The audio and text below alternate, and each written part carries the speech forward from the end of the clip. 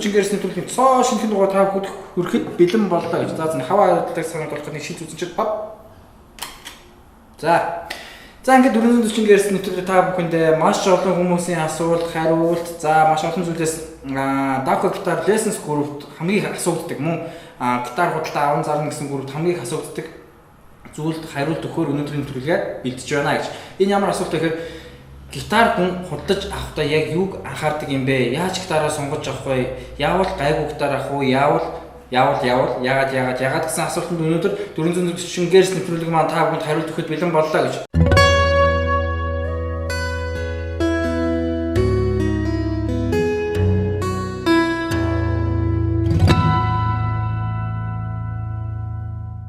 За тэгэхээр гитар сурч байгаа залуустаа миний зүгээс хандж хэлэхэд ерөнхийдөө хүн хөгжим сурч байгаа. Та тэр тундаа гитар хөгжим сурч байгаа бол хөгжмийн зэмсэг маань өөрөө маш сайн байх хэрэгтэй гэж миний зүгээс зөвлөмөр байна. Тэгэхээр яагаад ийм байдгийг бэ гэхээр нэгт хөгжим сурч байхад чинь өөрийнхөө хэрэглэж байгаа хөгжмийн зэмсэг стандарт бус. Стандарт бус гэдэг нь ерөнхийдөө алдаатай эсвэл буруу хийгдсэн ч байдаг юм уу, буруу дууралттай байх юм бол хөгжим сурахад туйлын буруу болж эхэлдэг.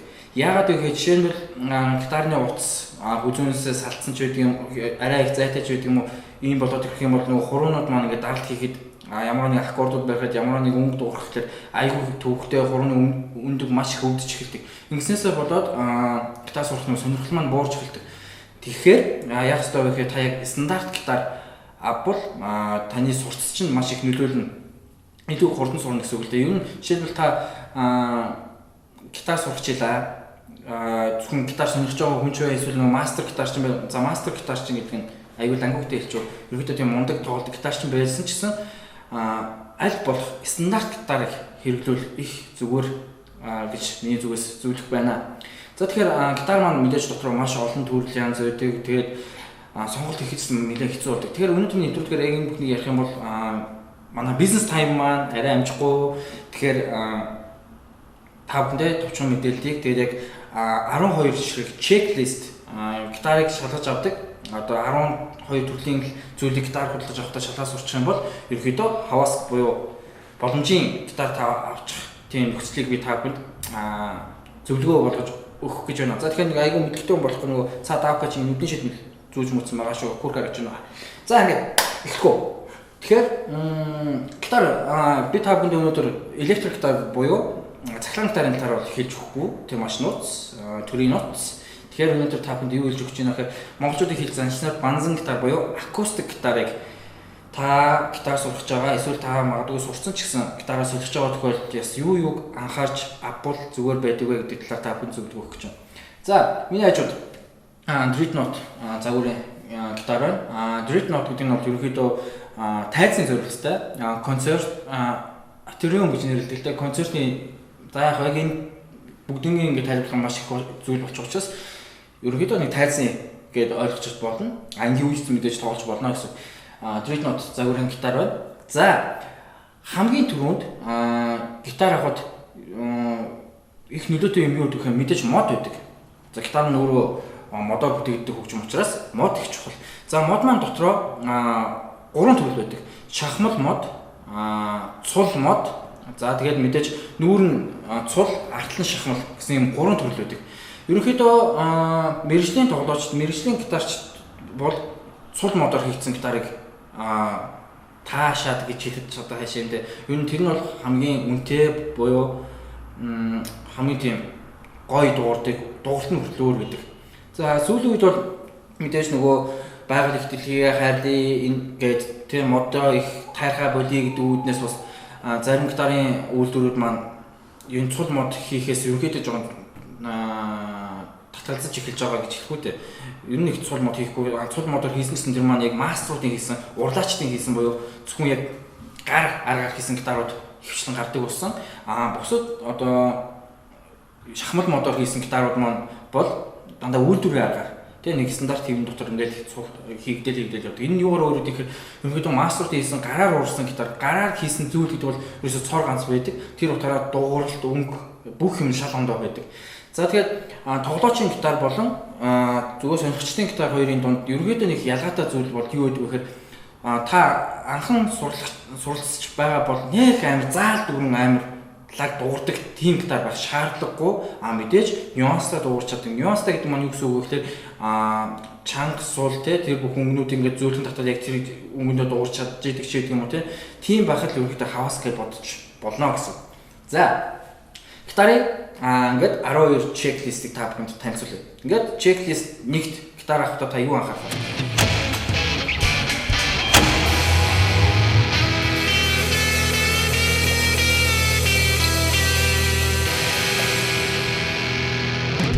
Тэгэхээр та магадгүй гитар Монголоос худалдаж авч байгаа.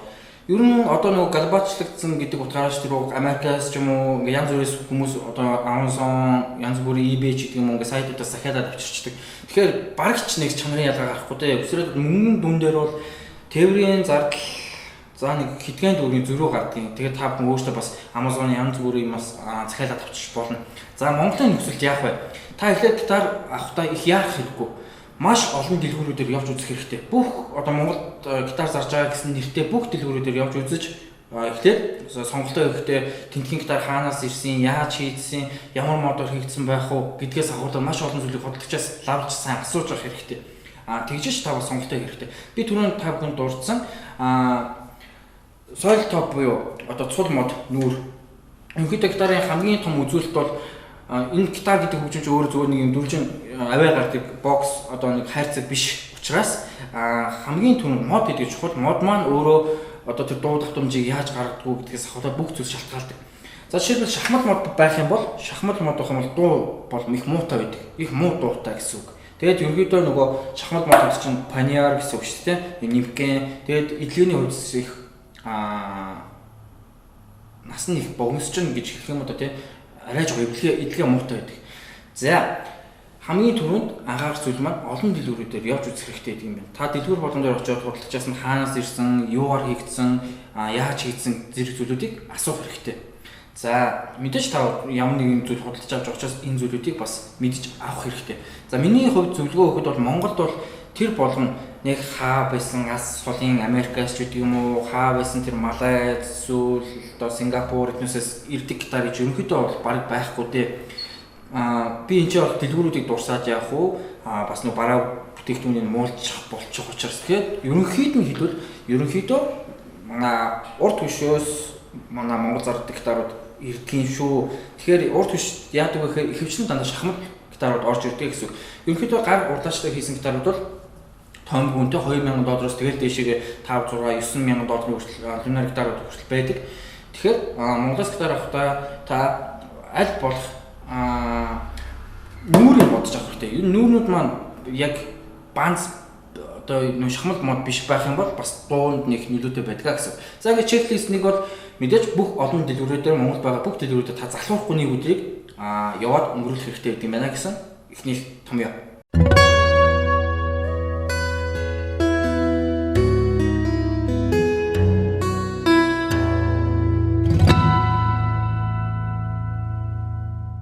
За ингээд та бүхэндээ чеклист хоёрыг танилцуулж байна. Чеклист гэдэг маань ерөнхийдөө би та бүхнээс нь жигсаалт би та бүхэнд хэлж өгч байгаа. Гитар авахдаа юу юуг анхаарах вэ гэдэг. Эхнийх нь бол дэлгүүрээр явах, бүх дэлгүүрүүдэд явж бүх гитаруудыг үзэх хэрэгтэй гэдэг юм байна. Хоёрт нь бол гитарын хүг гэж зүйл байгаа. Хүг.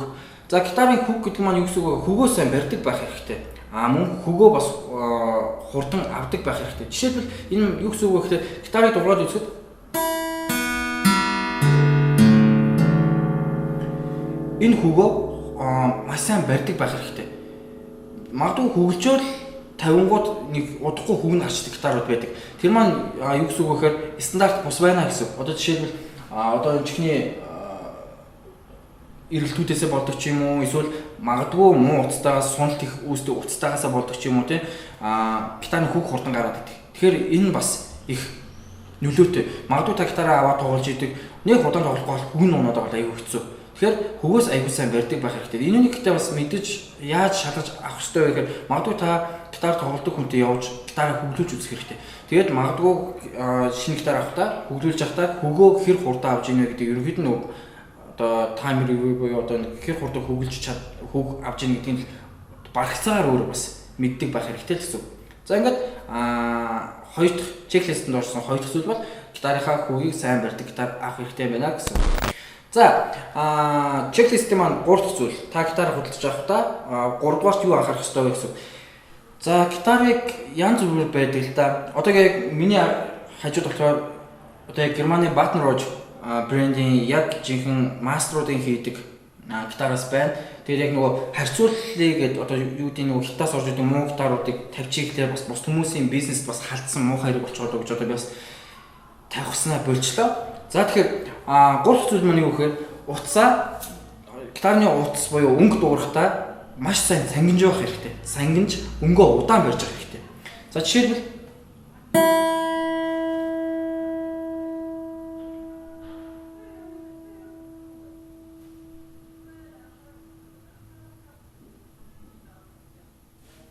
дуурсаар л байгаа. Энэ бол сайн гэсэн. За нэг доор хаяж нэг 20 секунд орчим юм уу өнгөө барьж байна.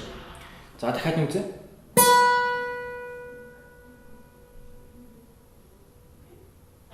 Цаан дотроо дуу маань бас дуурч л байгаа.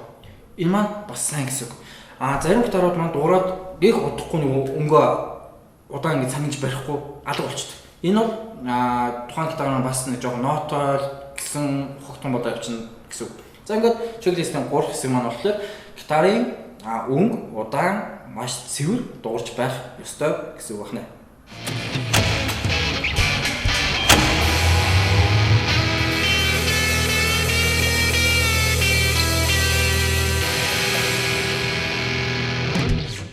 За дөрөв хэсэг маань гитарын хүзүү. Гитарын хүзүү болон их бие. За тэгээд нуруу. Дээд нуруу, доод нуруу. Таны сонгож авах байгаа гитарын чинь утасны урт нь 12 дурлаад нь яг тийм хагастай байх ёстой. 12 дурлаад нь нуруунаас доод нуруунаас дээд нуруу хүрэх зай маань 12 дурлаад нь яг тийм хагастай байж байгаа ёстой.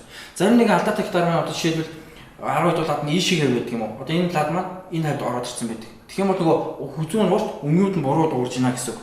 Тэгэхээр та яг авахдаа гитарын чинь энэ утас хоорондын зайд яг 12 дурлаад яг төв хэсэгтээ байж чадж гинэ. Яг тэн хагас нь буюу яг голд нь байж чадж гинэ гэдэг бас нүдэн баримжаагаар шалгаж авах хэрэгтэй гэсэн.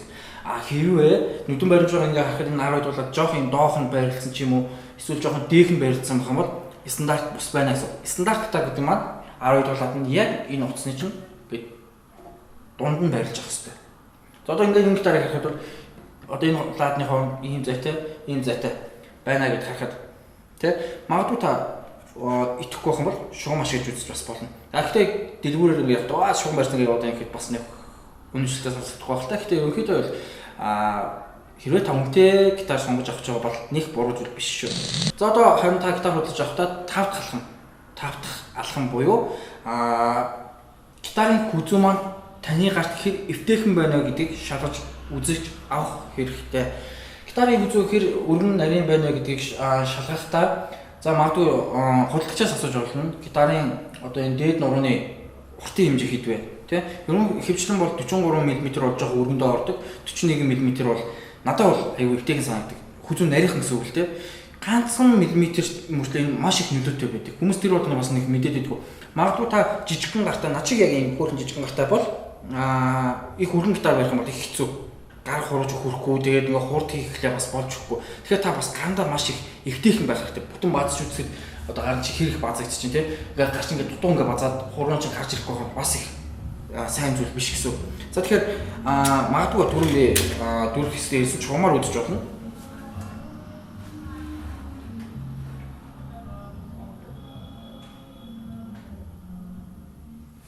За энэ гитар маань 41 мм хавцаа байх шиг байна. 41 мм хавцаа. За харин та бүхэнд сонирхуулаад бас нэг өөр гитар дээр хэмжээ авч үзүүлье.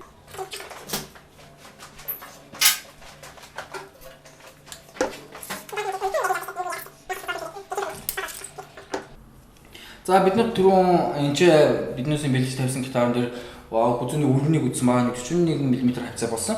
Одоо тэгвэл арай жоох өргөн болт. Одоо та бүхэн харах гэсэн миний гараад сайн хатаж өгөхгүй. Одоо энийг гатахад бол бүтэ хатаж байсан бол. За одоо энэний хэмжээг бүгдээр үзье. За энэ 43 хавцаа байх шиг байна. Миллиметр шүү.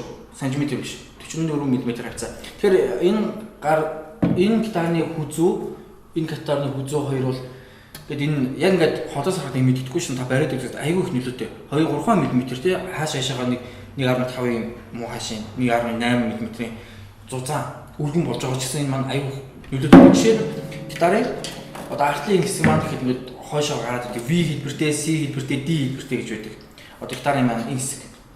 Ер нь бол V хэлбэртэй бол сонгодог гитарууд их тааралддаг. V гэдэг маань юу гэдэг вэ гэхээр одоо яг энэ хүзүүний яг энэ хэлбэрийг хийдэг байгаа л да. Одоо V гэхээр энэ маань жоох юм шүгүр болдог. Шүгүр. D гэхээр жоох ийм өргөндүү ингэж уушаа. C гэх юм бол ийм тэлцсэн өргөн болоод эхэлдэг. C хэлбэртэй гитар бол ер нь бол ийм дрит нот буюу стил гитарууд бол нэг таарлахгүй. Энэ стил гитарууд ихэвчлэн V юм уу D хэлбэртэй. C хэлбэртэй гитарууд бол дандаа классик буюу за би дараагийн табкэнд үзүүлэх болно. Сатур хуудастай гитарын дээр бол ихэвчлэн C хэлбэртэй артлын fretboard гэж нэрлэдэг. Артлын хүзүү хэсгийн хэлбэртэй байдаг гэсэн. За ингээд чеклистийн маань 5 дахь хэсгээр болохоор та бүхэн гитарын хүзүүний өргөнийг бас өөртөө айгуу тийм comfortable айгуу лангуухтай харагдсан сая. За тэгэхээр өөрт нь айгуу эвтэйхэн байхаар гарцчихна.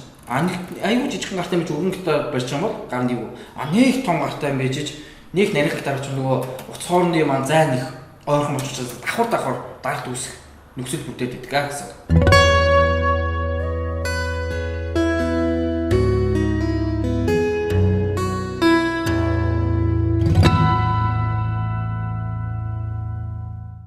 За ингээд чеклистийн маань 6 дахь хэсэг. 6 дахь хэсэг та бүхэнд би юу зөвлөх вэ гэхээр гитар өөр чинь сонгож авсан гитар өөр чинь бит таарсан байх хэрэгтэй. За таарсан байх хэрэгтэй гэдэг нь юу хэлж байгаа юм бэ? Ялангуяа энэ асуудал жоохон эмэгтэй хүмүүст их тохиолддог.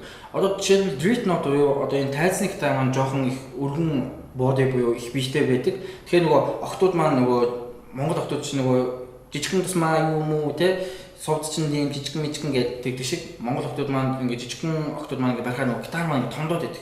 Ингээд гараа дагуулхлаар за ингээд бүр ингээд давахгүй ингээд зарим ингэж ингэдэг. Тэгэх юм бол энэ гитар маань танд таарахгүй гэсэн. За энэс болж ямар асуудал үүсдэг вэ гэхээр мэдээж миний хамгийн ихэнд хэлсэн нөгөө гитар сурах гэсэн чинь урмаар хуурах гэдэг асуудал нөгөө хуруугаар нэг хөөжөхгүй эсвэл уцнууд ингээд цэвэрхэн дуурахгүй асуудал зөндөө гардаг. За тэгэхээр гитарууд маань дотроо янз хэмжээ байдаг. За стандарт гитар тий стандарт гитар дрит нот гитар тэгээд одоо хажуудлын тайныг хараарай. 4-3 хэмжээ. За үүнээс жижигхэн 4-2 хэмжээ. 4-2 хэмжээ. Адилхан гитарууд. Гэтэ хэмжээ нэг. За junior гитар гэж бас тустай байдаг. Junior гитар буюу энэ биш үлчээ. Junior гитар гэдэг маань анхан сургууль одоо junior гэдэг хүн болгон мэдэх бах те. Бага насны хүмүүс. За жишээлбэл 6-аас 10 насны хүмүүс би юу зөвлөх дуртай вэ гэхээр жижиг хэмжээтэй. За яг энэ яг junior гитар биш энэ зүгээр хэмжээ нь size нь жижигхэн болсон гитар. Яг адилхан стандарт гитар гэсэн.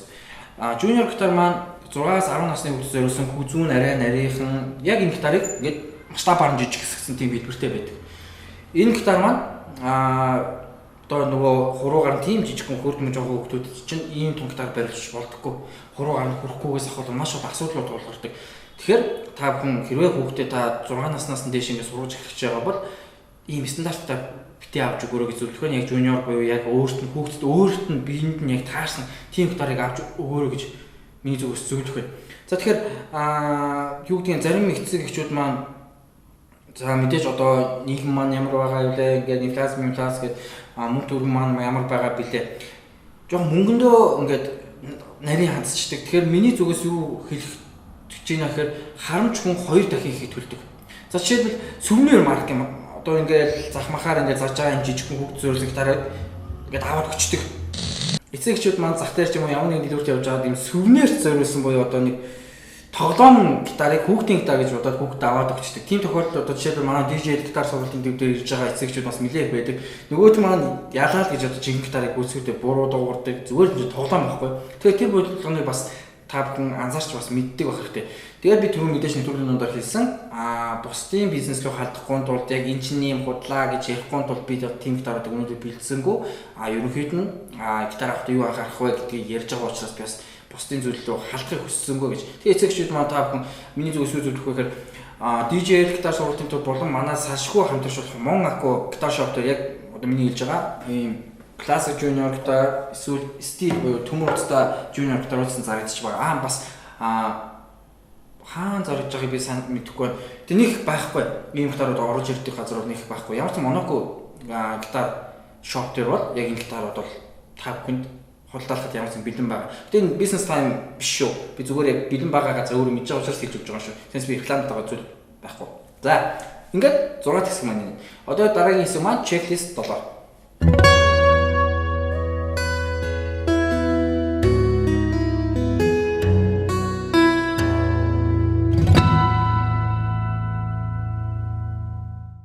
За, 7 дахь хэсэг бол маш чухал. Маш чухал. Бараг та дэлгүүр явахдаа бараг шугал хэрэгж таарах болоо да гэж. За, энэ хэсгийг та бүхэн маш сайн анхааралтай бас сонсож байгаарай. Гитар авахд биений хэмжээ, хүзүүний урт, хүзүүний өргөн гэж байхаас гадна утас болон fretboard гэж нэрлэдэг. Одоо энэ ладны тавцан, үеийн тавцан зөвлөдөө монголоор бол энэ хоорондын зай. За би камерыг жоохон ордуулж өгье. За утас болон фрет хоорондын зай. Фрет гэдэг маань энэ давцсан гэж байгаа. Энэ одоо энэ бор өнгөтэй давцсан гэж байгаа. Утас гэдэг маань энэ өөрөө. За тэгэхээр энэ утас хооронд ингээд анх үүсэж байгаа нэг зай байгаад байгаа. Энэ зай маш чухал байдаг. Энэ зай маш чухал байдаг. Ерөнхийдөө классик гитар, стил гитар хоёр бол өөр стандарттай явж идэг. За стил буюу энэ төмөр утастай гитар.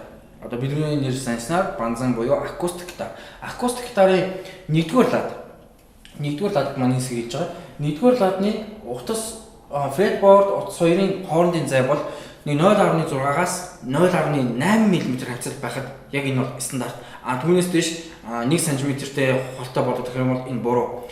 Мөн наацсан гитарууд байгаа гэдэг. Бүү наац 0.6-аас ойрхон. Тэгэх юм бол энэ цавилт үүсдэг. Гитар маань ингээд бөхөр дуурдаг гэсэн. Тэгэхээр энэ хоёрын хоорондох зайг бас ингэж хэмжиж үзэж болно. За одоо жишээлбэл энэ гитарыг үзье. За энэ гитарын хувьд бол 0.7 хавцаа байна. Яг энэ гитар маань 0.7. Ер нь бол 0.6 0.8 мм-ийн зайтай л байна гэсэн үг. За харин нэгдүгээр лад юм байхад дараагийн шалгалтын хэсэг бол 12 дугаар лад гэдэг. 12 дугаар лад. 12 дугаар лад маань анчгүй 2 зэтэй лад байгаа. 1 2 3 4 5 6 7 8 9 10 11 12 гурлаарыг ууз 12 дугаар лад маань 2 зэтэй. За энэ зай маань бас өөр үүдэг. Энэ зай маань 2.5-аас зааны 3 мм орчим. 2.5-аас 3.0 мм орчим байдаг. За бүгд үзье.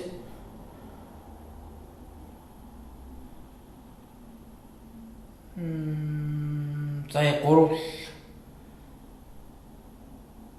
3-аас чуть бага гэж болох юм байна. За энэ хавцаа байна. Гэхдээ мэдээж та бүхэн дэлгүүр хэсэгтээ ингээд над шиг шугам бариад мэдээж явахгүй бах. Тэгэхээр энэ нь яаж бас өөр аргаар шалгаж үзэх вэ гэхээр гитарныхаа даргтнуудыг хуруугаар дарж үзэх хэрэгтэй. Миний зүгээс яг зөвлөх зүйл хэрвээ та гитар сургалтанд яваад дараа нь гитар авч байгаа бол энэ бол зөв шийдэл шүү.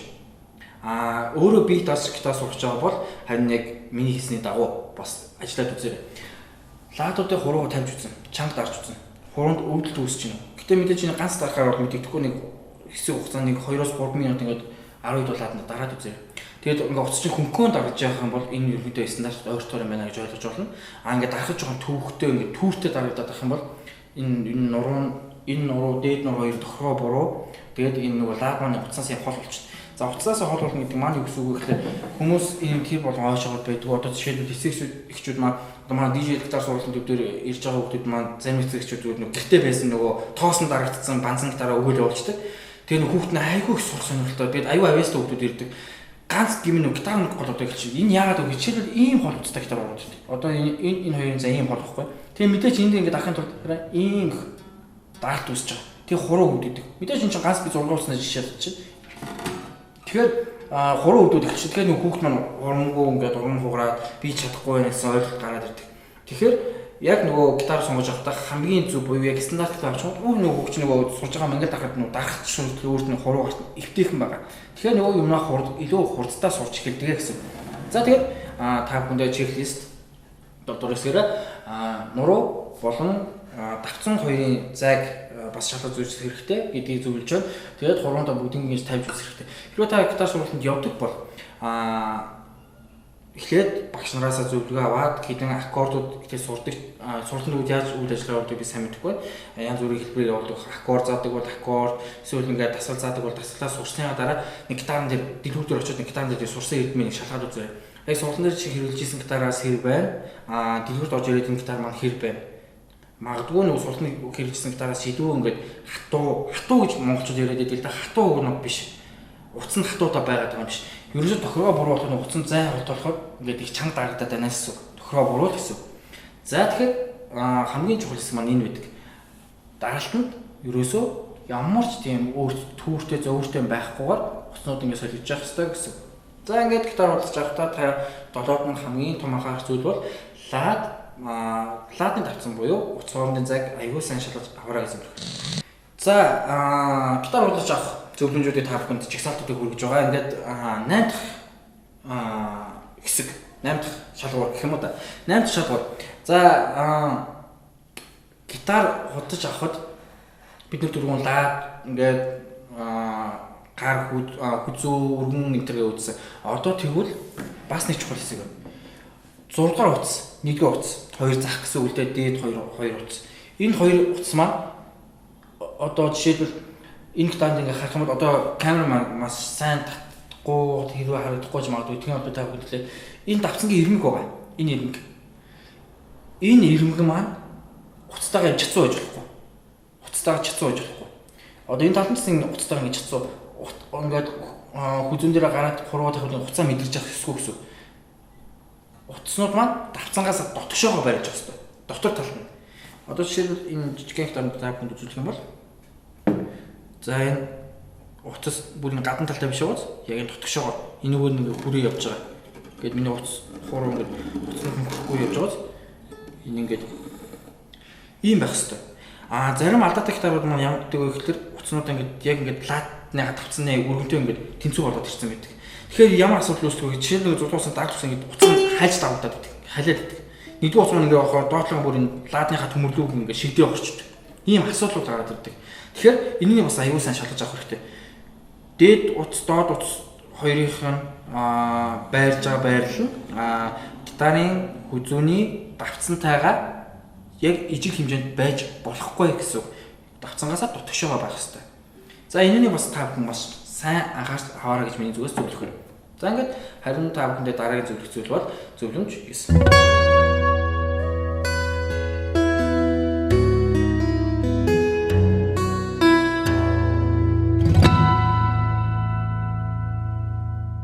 За гитарын одоо хамгийн их хэрэглэгдэх зүйл бол мэдээж хүзүү хэсэг байгаа. Гитарын хүзүү.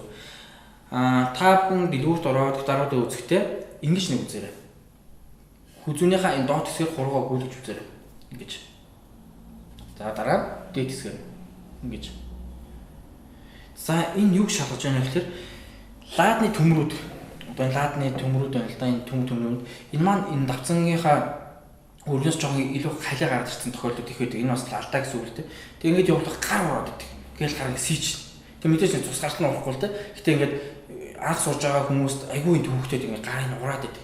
Тэгэхээр энэний айгүй сайн гэж ирмүүд нь яг цэвэрхэн байна уу? Цэвэр хийгчүүдийг шалгаж үзэх хэрэгтэй. Ингээ хуруугаа явуулахад угаасаа мэдрэгдэн ингээд төмөрөг ярдгаар юм хуруунд ч мэдрэгдээд их. Тэгэх юм бол энэ буруу. Гэхдээ үүнийг бас тухайн гитарын бусад үзүүлэлтүүд маань аюул ажиггүй байгаад энэ жоохон тиймхэн санагдах юм бол энийг асуудалтай биш. Нойлын зөвлөгөөр буюу нойлын зөвлөгөөр мэдээж таны орсон дэлгүүрийн хурдлагчаас хүсэл тавиад энэ гитар надад аюул таалагдж байна. Гэтэ энэ ингээд энэ хэсэг жоохон гар урах гадах шиг байна. Энийг ингээд тэгшлээд өгөх боломж байгаа юу гэх юм бол мэдээж гитар зарж байгаа хүмүүс маань бол та бүхэнд энэ нойлын зөвлөгөөрийн конкон дараад өгнө. Конкон. Хэрвээ магадгүй та өөрөө худалдаж байгаа өөрөө зарж байгаа бол шууд нойлын зөвлөгөөр ингэж дарж болдоггүй. Энэ чинь одоо цахилгааны тент гэж монголчууд хэлдэг те цэнхэр харамгтай тентнүүдийг ингээд ладуудаа гэж хамгаалж тавих хэрэгтэй бүгдийг тэгж байгаа нэг төмөрс нэг өөрөө явчих хэрэгтэй. их хүчтэй дарж болохгүй. Тэгэх юм бол нөгөө энэ хэсэгтээ сэв суулгаачдаг. Тэгэхээр ийм нойлон салхааны байлуудыг ингэж тавьж байгаа зөв төмөрсгийн гаргаж чад ингээ хөнгөн дараа явчих юм бол бас энэ сүр дөрүүд найрч талтай. Бүр дараа явахгүй сүр дөртэй байх юм бол энэ бол бас тийм ч их ахад зөв гитар биш байна гэсэн үг. За ингээд зөвлөмж ус манууд мэдээж лаадан тавцангийн хоёр ирмэг тийм энэ хэсгүүдийг ингэж хуруугаараа сайн мэдэрч үзээрэй гэсэн зөвлөмж байлаа. За арт зөвлөмж маань чеклистийн арт гитар худалдаж авахдаа одоо монголчууд наар гэж их ярьдаг юм да. Наар марч гэж их ярьдаг. Одоо энэ бриж буюу энэ цагаан зүйлийг тогтоож өгч байгаа нуруу байгаа. Энэ нуруу. Энэ нуруу маш сайн наалдсан байх хэрэгтэй. Маш сайн наалдсан байх хэрэгтэй. За энүүгээрээ ингээд заагтай байна уу тий? Савууны ямар нэг илүү тийм илүү хайсан савууны үлдэгдэл байна уу гэдгийг маш сайн анхаарах хэрэгтэй. Яагаад тэгэхээр гитар ингэж хийн өндөр хөвгтөө янз бүр ингэж хөвгдөд хахад энэ маань ингэж наалт муутах юм бол салаад ирчихдэг. Ингээд салаад ийм тохиолдлууд миллион олон хүмүүст гарсан байх гэж би бол бодож байна. Энэ хэсгээрээ салчдаг. Бүр ингэж ангаачдаг. Тэгээ энэ гитар маань юу гэдэг найдвар болж эхэлдэг. Мэдээж таргын савууг 401-тэй холбож юм уу гэж наач бас боломжтой. Тэгээ их удаанастай биш. Засвартай гитартай байх их л хүсүү үжтэй. Тэгэхээр та анх удаад гитар авахдаа энэгээр ямар нэг илүү дутуудын савууны үлдэгдлүүд байна гэдэг маш сайгаад энэ их наалцсаатай байна гэдэг. Энэ маш их чухал. Энийг хамгийн түрүүнд маш сайн бас шалгаж аваарай гэж зөвлөх байна. За энэ 5 минут хүргэх дараагийн хэсэг бол 11 дахь зөвлөмж. За бид нар ерөнхийдөө гитарын бүтцүүдийн хэсгүүдийн маань шалгаад үзсэн. Одоо энэ хэсэг байна. Чихнүүд байна. Гитарын түүнэр гэж нэрлэдэг. Хөглүүрүүд гэсэн үг л дээ монголоор орчуулбал хөглүүрүүд гэсэн үг дээ. Одоо монголчууд чих гэж ярьдаг тийм. Энэ чихнүүд маань одоо хапаасгүй, зуурмахгүй эргэж явах хэрэгтэй. Эсвэл хий ингээд зарим чихнүүд ингээд хий эргээ мултраад байдаг, эрзуун алдагдсан юм шиг тийм ингээд жоохон эргэж авлах гээл алдагдаад, жоохон эргэж авлах гээл алдагдаад байдаг. Тийм бол энэ гитар маань бас тохиргоо муу, чихэнд буруу байна гэсэн. Тэгэхээр чихийг бас ингээд хөнхөө эргүүлээд үсэн, хөнхөө эргэж идэг яг ингээд хөвгөө авах хурдан ингээд чангараад ямар ч саадгүй эргэж авах хэрэгтэй. Хэрвээ саадтай эргэж байгаа бол дунд нь гацалтай эргэж байгаа бол хүмүүс маань чихээ эргүүлж байгаа л жоохон чангараад ирдэг. Тэгэхээр за хүүгэнж болохоо байж уу даа гэж бодоод эсвэл уцан ингээд татаа үдэ сул өмчлөө чихнээ аяг хатуугаад идэх. Тэг хүүгэж болтгоо гар аяг цуцаагаад идэх ч юм уу тийм нэг асуудал гардаг. Бас нэг тохиол нөгөө хатуу чихээ чинь ингээд хүчтэй ингээд мөшгээд авчихмууд нөгөө уцааг хэд ингээд чанга эргүүлээ ячаад уцнуудаа таслах тохиолдол маш их гардаг. Тэгэхээр энэ чихнүүд маань ерөөсөө саадгүй ингээд хөнгөн эргэж авах хэрэгтэй. Яг ингээд тусалсан юм шиг. Ингээд маш хөнгөн ингээд эргэж авах хэрэгтэй гэсэн. За ингээд зөвлөмж 11 маань бол гитарыгаа чих хэсгийг маш сайн шалгаж аваарай гэсэн зөвлөмж байлаа.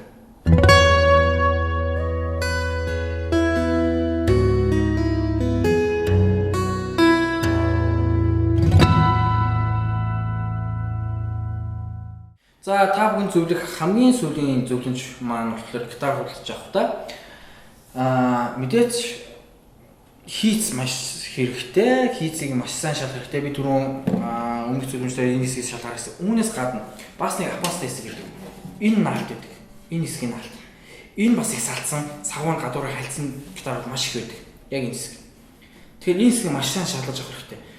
Энэ маань ингээд салхаараа ерөнхийдөө нэг жоохон наалт салцсанд бол тэгэл ус чигнээс болоод юм наалтууд ингээд дургуун яваад ингээд хүзүүс үлдэн унжчихдаг болчдөг гэсэн үг. Тэгэхээр энэ наалтыг маш сайн шалгах хэрэгтэй. За дараагийнх лак. Ямар нэгэн лак маань ямар нэг сэв байна уу? Ямар нэгэн тийм жоохон зураас байна уу гэдэг маш сайн шалгаж авах хэрэгтэй. За лакны хэсэг дээр ямар нэгэн зураас байна уу гэдгийг маш сайн шалгаж авах хэрэгтэй. За тэгээ гитараа авахдаа та бүр бүтэн үзэх хэрэгтэй. Тавьж агаад бүх деталь хэсгүүдийг үзэх хэрэгтэй ингэж тойруулаад. Ямар нэгэн зураасууд байна уу? Ямар нэгэн дөөр, сэв, нүх, тэгээ жижигхэн. Яагаад тэгэхээр жижигхэн зүйл чинь томроод байдаг. Тэгэхээр тэр зүйлүүд байна уу гэдгийг маш сайн шалгах хэрэгтэй.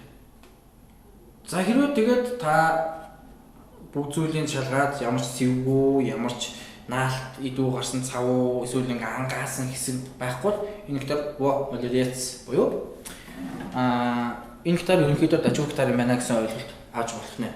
За ингээд та бүхэндээ өнөөдөр гитар худалдаж авахдаа та дэлгүүрт ороод өөрөө ямар ч гитарын анхны шатны мэдлэггүй бол гитар худалдаж авахдаа юу юуг шалгаж авах ёстой вэ гэдгийг та бүхэнд ядан тайлбарлалаа. Одоо дараагийн хэсэг маань та бүхэндээ гитаруудын төрлүүдийг бас товчхон дурсая хэлж өгье. За Dreadnought төр маань дотроо Cutaway буюу ухархаатай гитар гэж бас байдаг. За энэ маань ямар ялгаатай байдаг юм бэ гэдгийг та бүхэнд одоо үзүүлье.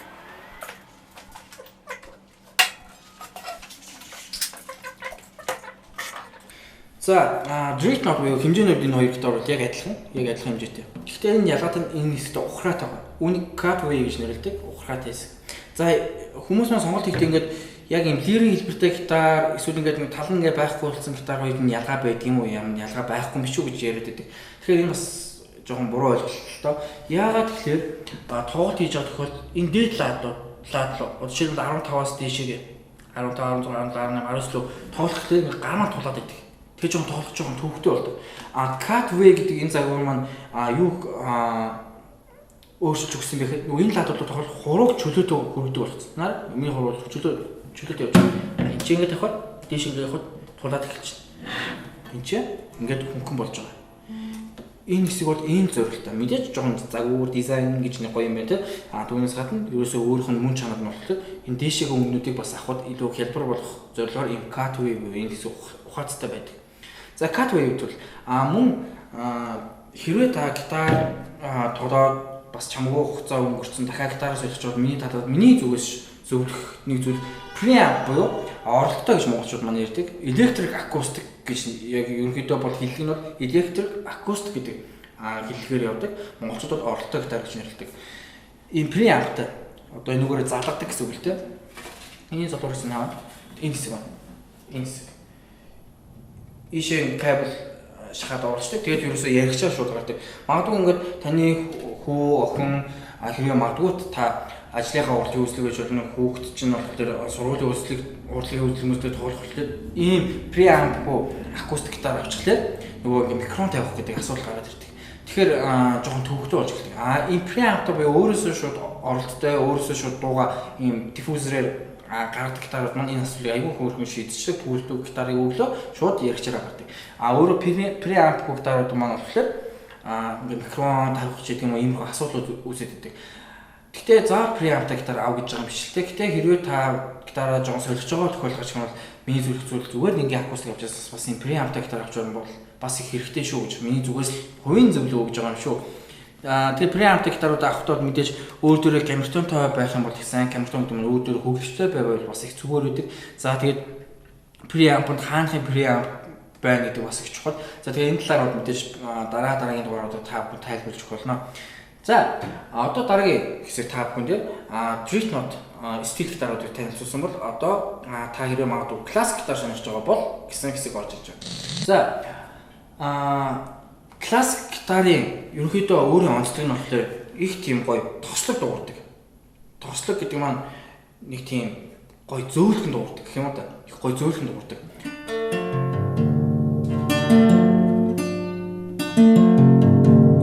За ерөнхийдөө та сонгодог гитар гэдэг маань ерөнхийдөө өнгнөөсөө ойлгомжтой сонгодог тийм сонгодог зохиолуудыг тоглох бол яг классик гитартаас бол энэ их тохиромжтой. Ер нь гадаадын Европын орнуудын яг өөрсдийнх нь барьдаг одоо хөгжмийн сургуулиудын барьдаг зарчим баримтлагдаг зүйл юу гэдэг вэ гэхээр классик гитарыг ерөнхийдөө илүү үздэг. Энэ бол өөрөө сонгодог. Гитарын одоо бусад өөр сонгодог хөгжмүүдийн төрлүүдээс юугаараа их ялгардаг, юугаараа их гоё байдаг вэ гэхээр гитар нь одоо юу гэдэг pop, jazz одоо юу гэдэг 9 шидийн юмд ингээд гоё хувирч чаддаг. Өөрөө дотор хоёрын гоё төрөлтэй төмөр утастай болон сатурк утастай классик гитар болон акустик гитар ингэ салаа авчдаг. Нүрээ дууралтууд нь ч өөр болдог. За классик гитар юугаараа бас стил гитараас гоё гэдэг вэ гэхээр сонгодог аянуудыг тоглоход энэ гитар илүү тохиромжтой. Одоо жишээлбэл ийм стил гитар дээр рондо гэж тоглоход нэг ч тийм гоё сонсогддог. Одоо жишээ нь foil за би нэг тоглох юм суух санал алгалтай тэгээд тоолж чадах юм би аялаад үзэлчтэй. Тэгэхээр ийм foil-ис ч гэдэг юм адлын одоо ямар одоо Моцартын одоо сарны саанд гэж нэрлэдэг тийм одоо жишээлбэл одоо Турк машронд ч гэдэг юм уу тоглоход одоо ингэ стил гитар дээр тоглоход тийм ч гоё тохиромжтой сонсогддог. Стил гитар маань ерөөдөө нэг тийм гоё орчин үеийн орчин үеийн хөгжмүүд дээр их гоё. Одоо ингээд аккорд зохиол дуулаад тоглоод их гоё. Энэ дээр ч бас аккорд тоглоод дуулж болохгүй гэсэн үг шүү дээ. Гэтэ фламинго дуулаа тий.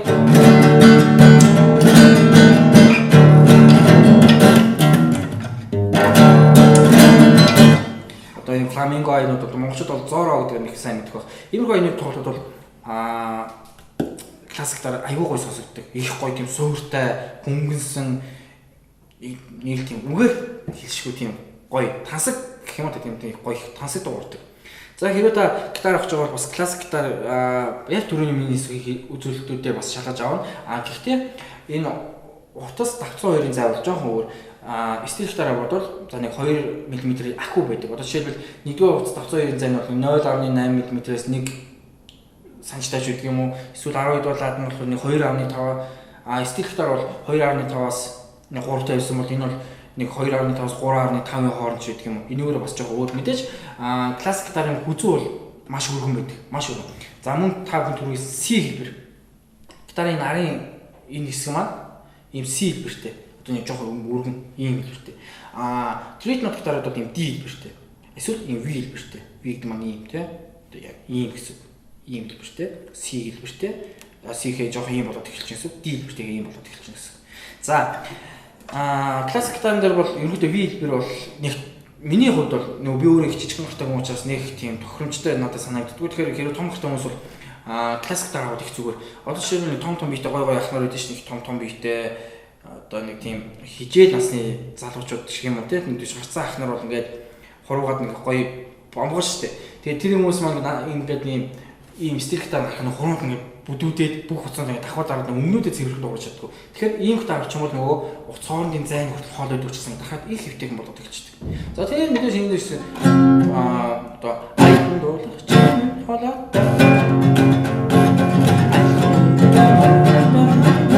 за болно. Ямар ч дуу тоглож болно. Бас болохгүй гэсэн үг бол биш.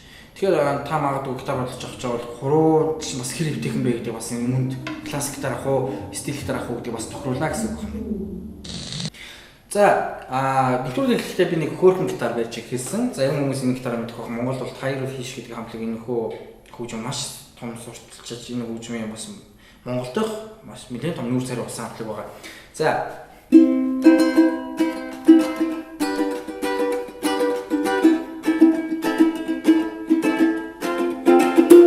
За Hawaii гитар. Hawaii Aloha гэдэг тоглодог байх нь шүү. Үүнийг бол хүмүүс хүүхдийн гитар гэж боддог. Тэгэхээр энэ бол хүүхдийн гитар биш. Үүнийг укулеле. За янз бүрээр дууддаг дөө. Укулеле гитар гэж нэрлэдэг. За укулеле гитар маань их хөөрхөн тийм ингээд сонсоод хүртэл дуу нэг тийм шингэн дуутай, нэг тийм гоё ингээд гоё далаа иргэдтэй нэг тийм хүн бодогдож байгаа. За энэ гитарыг бас авахд бас олон төрлийн сонголтууд байдаг. За жишээлбэл энэ укулелетэй бариад үзэх шал ондоо байж байгаа. Энэ бас хүүхдийн гитар биш. Бас л укулеле. За укулеленууд маань яагаад ийм байдаг вэ гэхээр укулеле яг дуучтай хоолойтой адилхан альт, сопрано, тенор, баритон гэж гурван төрөл байдаг. За одоо жишээлбэл энэ чинь бол тенор укулеле, альт укулеле хоёр байна л да. Том жижигэр юм бүр. Баритон укулеле гэхэд жоохон том. Одоо хэмжээгээрээ нэг энэ хавцаа. Энэ гэтэнээс авиж байгаа жижиг юм. За тэгэхээр та бүхэн укулелег сонгож авахдаа бас яах ёстой вэ гэхээр нэгт дууртууд бас нэг альт, сопрано, баритоноор өөр өчтдөг. Одоо альт укулеле, одоо сопрано укулеле гэхэд айгүй тийм шинтгэнтэй бүх ийм нарийнхан лаацтай. Бүр нэг бонхон хитгэн лаацтай болчдөг. Альт гэж жоохон лаад нэмэгдээд, тенор гэхээр бүр нэмэгдээд, тенор баритон ч юм уу, баритон гэд нэмэгдээд ингээд лаадууд нэг хэсэг ирэхэд дуурт арай хөнгөнээд ихчдэг. Арай нэг өргөн дуутай болоод ихчдэг. Тэгэхээр бас энэ бүхний авахтаа бас та бүхэн анзаараарай. Тэгвэл хүмүүс маань монголчууд маань бас тэр болон мэдгүй альт, сопрано юу гэдгийг ч мэдэхгүйгээр шууд укулеле авчдаг. Энэ баритон хүмүүс жоохон биеийн том, тенор хүмүүс жоохон жижиг, альт хүмүүс түүнээс жижиг, сопрано бүр жижиг болчихно гэсэн. За тэгэхээр сопрано укулеленд хэвчлэн маш их нарийнхан дуутай байдаг. Маш нарийнхан. Түүн дээр ингээд янз бүрийн соло тоглолт хийн гэсэн ойлголт байхгүй. Аккорд үзэх юм. Альт укулеле нүүд. Альт укулеле бол жоохон соло тоглолтууд хийж болно. Тэрнээс гадна бас янз бүрийн аккордуудыг мэдээж авч тоглож болно. За миний дуртай бол тенор, баритон укулеле. Чонго баритон укулеле яадаг вэ гэхээр ерөөдөө янз бүрийн finger style-уудыг бас укулелен дээр тоглож болдгоос гадна бас дуун тоглолцсон их дуун их надад өөрт маань их гоё таалагддаг. Тэгэхээр хүн болгоныг бас өөрийнхөө бодлыг бий болгохгүй.